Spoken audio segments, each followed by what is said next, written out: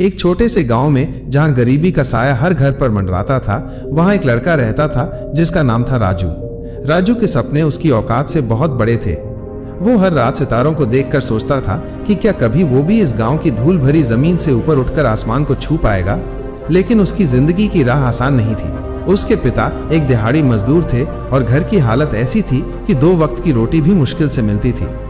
राजू के पास पढ़ाई के लिए किताबें नहीं थी, स्कूल जाने के लिए पैसे नहीं थे, लेकिन उसके पास एक चीज थी जो किसी भी दौलत से बढ़कर थी, माइनस सपनों को सच करने की आग। वो दिन भर खेतों में काम करता और रात को गांव के इकलौते सरकारी स्कूल की टूटी हुई छत के नीचे बैठकर चांद की रोशनी में पुरानी अखबारों से पढ़ता था। गांव के लोग उसे पागल कहते थे, हंसी उड़ाते थे, लेकिन राजू ने कभी हार नहीं मानी। एक दिन गांव में एक बड़ा मेला लगा।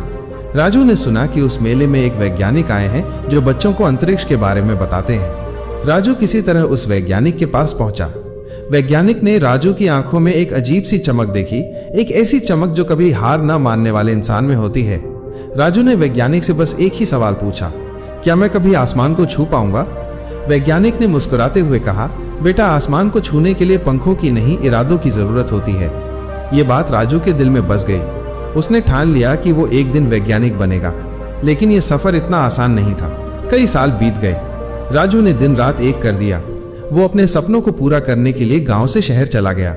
उसने वहां ढाबों में काम किया, लोगों के घर पर बर्तन मांजे और जो भी पैसे मिलते उनसे किताबें और लैब का सामान खरीदता था। एक दिन जब वो एक बड़े वैज्ञानिक के घर में काम कर रहा था तो उसकी नजर एक पुराने धूल भरे टेलीस्कोप पर पड़ी। ये वही वैज्ञानिक थे जिनसे वो मेले में मिला था। राजू को देखकर वैज्ञानिक को आश्चर्य हुआ। राजू ने उन्हें अपनी पूरी कहानी बताई। वैज्ञानिक ने राजू के जुनून को देखते हुए उसे अपने साथ काम करने का मौका दिया। इसके बाद राजू ने कभी पीछे मुड़कर नहीं देखा।